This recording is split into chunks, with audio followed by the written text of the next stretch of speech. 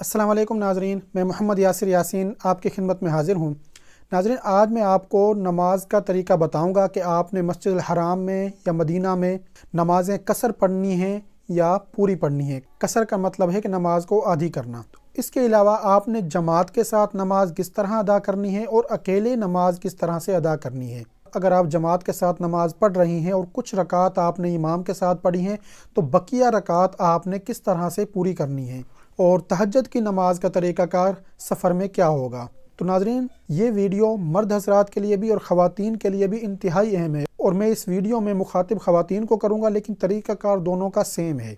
मर्दों का भी और ख़वातीन का भी। मर्द हज़रात तो चूँकि मस्जिद में जाते रहते हैं, उन्हें तो पता है कि किस तरह से रकात बकिया जो रह जाती हैं उनको कैसे अदा किया जाता है, लेकिन ख़वातीन चूँकि मस्जिद में नहीं जाती हैं, घर पर नमाज अदा करती हैं, इसलिए वो इस वीडियो को लाजमी देखें ताकि उन्हें पता चल जाए कि बकिया रकात किस तरह से पढ़नी है और कसर नमाज का क्या हुक्म है। अगर आप चैनल पर नए हैं तो चैनल को सब्सक्राइब कर दें और बेल वाली बटन पर क्लिक कर दें ताकि हर आने वाली नई वीडियो आप तक पहुंचती रहे। तो देखिए नाज़रीन, सबसे पहले मैं आपको बताता हूं कि कसर नमाज कब पढ़ी जाती है। जब इंसान 48 मील या 77 किलोमीटर का सफ़र तय करके किसी जगह जाता है और वहाँ उसका क़ियाम 15 दिन से कम हो तो वो कसर नमाज अदा करता है, यानी कि उसने हर फ़र्ज़ नमाज आधी अदा करनी है और बाकी सुन्नत नवाफिल जो हैं वो उसने नहीं पढ़ने। तो अब देखें, जो लोग भी उम्रा करने के लिए किसी दूसरे मुल्क से या किसी दूसरे सिटी से जाते हैं मक्का में, तो जाहिर सी बात है कि वो वहाँ पर मुसाफिर होते हैं। तो अगर उनका क़ियाम किसी भी एक जगह पर मुसलसल 15 दिन से कम है, यानी कि फ़र्ज़ करें किसी का 21 दिन का पैकेज है या 28 दिन का पैकेज है,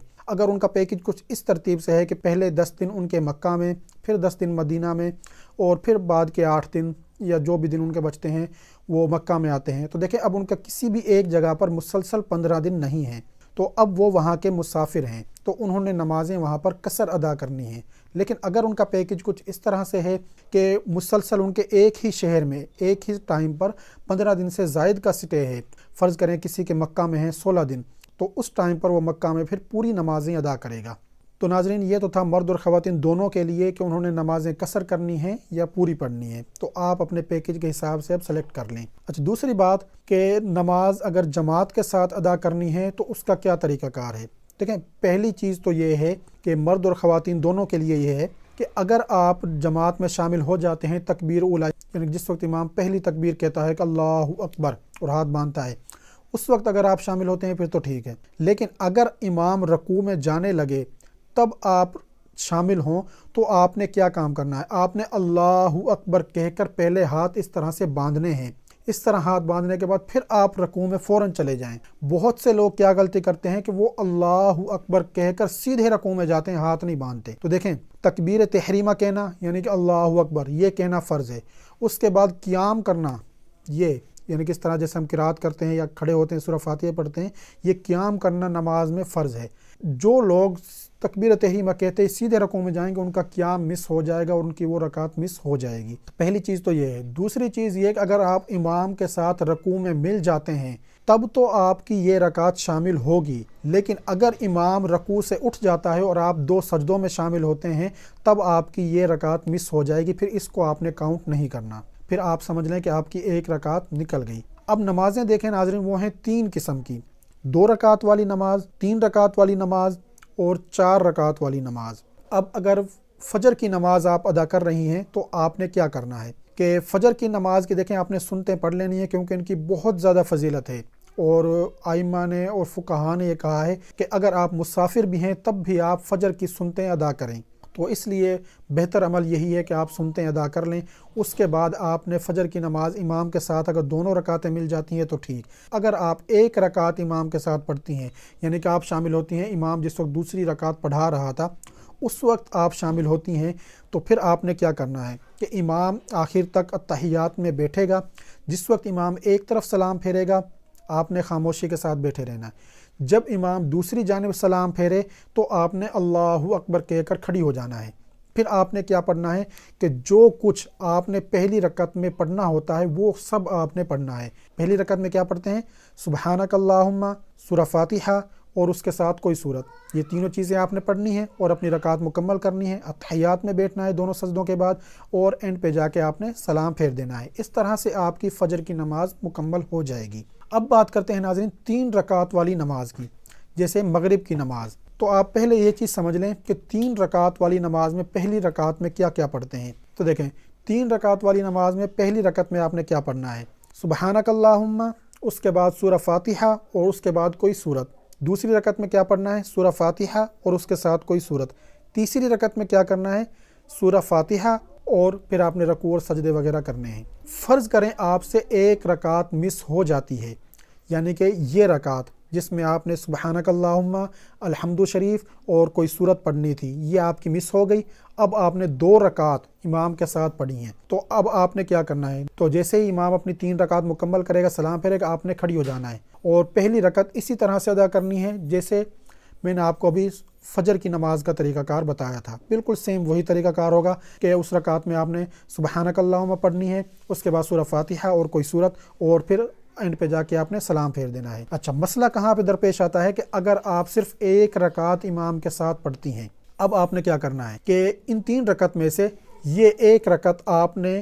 ادا کی امام کے ساتھ اور یہ 2 رکعت آپ کی رہ گئیں۔ اب آپ نے کیا کرنا ہے کہ یہاں پر آپ جب کھڑی ہوں گی، جب امام سلام پھیرے گا، تو اس وقت آپ نے سبحانک اللہم پڑھنی ہے، سورہ فاتحہ پڑھنی ہے اور کوئی سورت پڑھنی ہے اور رکوع کرنا ہے، دونوں سجدے کرنے ہیں۔ اب آپ کی ترتیب کیا تھی کہ جب آپ 2 رکعت پڑھتی ہیں تو اتحیات میں بیٹھتی ہیں۔ اب آپ کی ایک رکعت تو ہو گئی تھی امام کے ساتھ اور دوسری رکعت آپ نے ابھی پڑھی ہے، لیکن اس میں جو کچھ آپ نے پڑھا تھا وہ اس ترتیب سے پڑھنا ہے جیسے پہلی رکعت سے آپ پڑھتی ہیں۔ اب یہ آپ کی ویسے دوسری رکعت تھی، کیونکہ ایک آپ نے تیسری رکعت پڑھ لی اور یہ پہلی رکعت آپ کی ہوگی دوسری رکعت، تو اس پہلی رکعت میں جو کچھ پڑھنا تھا وہ تو آپ نے صحیح پڑھ لیا، لیکن اس رکعت کو پڑھنے کے بعد آپ نے اب تحیات میں بیٹھنا ہے اور عبدہ و رسولہ تک بیٹھ کر آپ نے کھڑے ہو جانا ہے۔ پھر آپ نے کیا کرنا ہے کہ تیسری رکعت، اب آپ نے ٹوٹل آپ کی تیسری رکعت ہے، لیکن امام کے ساتھ سے آپ کی پہلی اور دوسری رکعت مس ہوئی تھی، تو پہلی رکعت آپ نے پڑھ لی۔ اس رکعت میں آپ نے کیا کیا پڑھنا تھا، الحمد شریف اور کوئی سورت، تو آپ نے الحمد شریف اور کوئی سورت پڑھنی ہے اور پھر رکوع کرنا ہے، سجدے کرنے ہیں اور آخر تک بیٹھ کر آپ نے اپنی نماز مکمل کر لینی ہے اور سلام پھیر دینا ہے۔ اور اس کے بعد ناظرین ہے کہ 4 رکعت والی نماز، تو اس کا طریقہ کار بھی یہی ہے جو میں نے ابھی آپ کو بتایا تھا کہ اگر آپ امام کے ساتھ 4 رکعت والی نماز پڑھ رہی ہیں، مثال کے طور پر ظہر کی نماز ہے، عصر کی نماز ہے یا عشاء کی نماز ہے، تو آپ نے کرنا یہ ہے، پہلی رکعت میں سبحانک اللہم، الحمد شریف اور کوئی سورت، سورہ فاتحہ اور کوئی سورت، اس کے بعد سورہ فاتحہ، اس میں بھی سورہ فاتحہ۔ تو اگر آپ کی ایک رکعت مس ہوتی ہے تو جیسے ہی امام سلام پھیرے گا آپ نے کھڑی ہونا ہے اور سبحانک اللہم، سورہ فاتحہ اور کوئی سورت اس کے ساتھ ملا کر اپنی رکعت پوری کر لینی ہے اور سلام پھیر دینا ہے۔ اگر 2 رکعتیں مس ہو جاتی ہیں آپ سے، یعنی کہ یہ 2 تو آپ نے پڑھی امام کے ساتھ اور یہ 2 آپ کی مس ہو گئیں، ان میں کیا کیا تھا، سبحانک اللہم، الحمد شریف اور سورت یہ پڑھنی ہے اور آپ نے 2 رکعتیں پڑھ لی تھی، یہ تیسری تھی، اور دیکھیں تو آپ کی یہ تیسری رکعت ہے، اس میں آپ نے کھڑے ہونا ہے، آپ کھڑی ہو جائیں گی اور دونوں سجدے کرنے کے بعد آپ کھڑی ہوں گی اور آپ پھر یہ چوتھی رکعت، یعنی کہ یہ آپ کی پڑھائی جو کچھ آپ نے کرنی ہے، جو قرات وغیرہ کرنی ہے، اس حساب سے تو یہ دوسری تھی کیونکہ یہ مس ہو گئی تھی، تو اس میں آپ نے پڑھنا ہے سورہ فاتحہ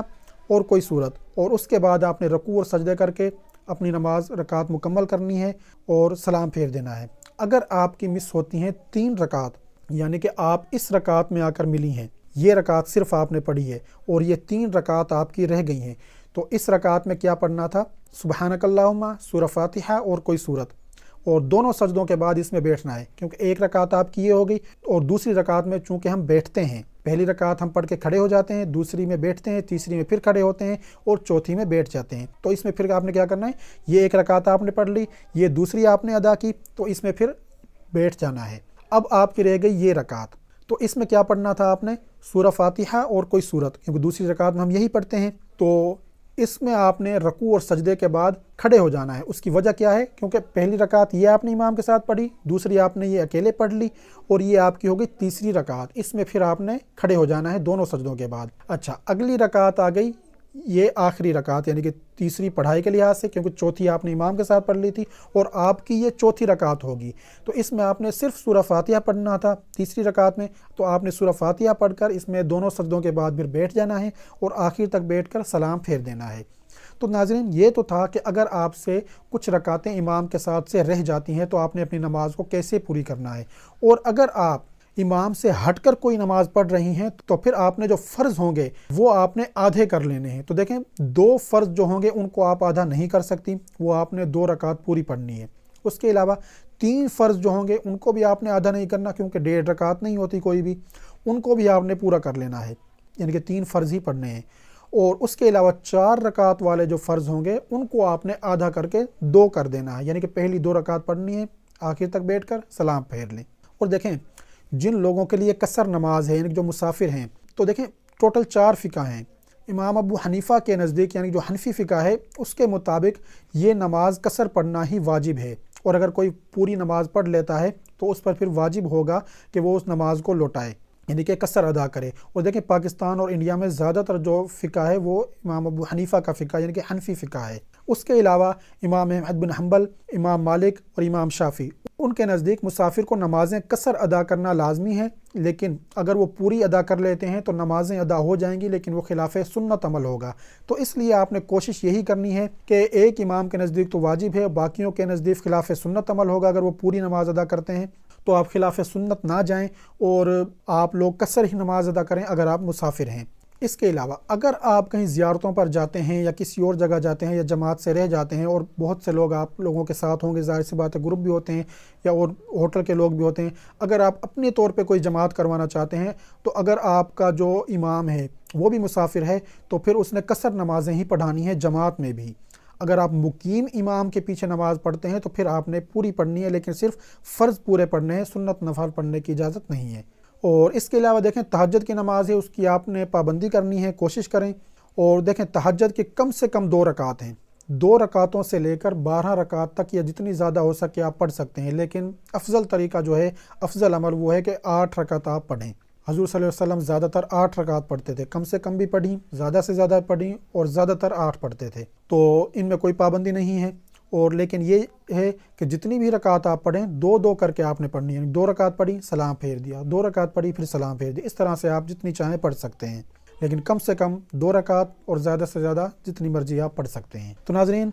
अगर आपको मेरी ये दी हुई मालूमात पसंद आई हैं तो इन्हें दूसरे साथियों के साथ भी लाजमी शेयर करें, ताकि वो भी अपनी नमाज़ों को वहाँ पर सही तौर पर अदा कर सकें। और मुझे अपनी दुआओं में ज़रूर याद रखिएगा।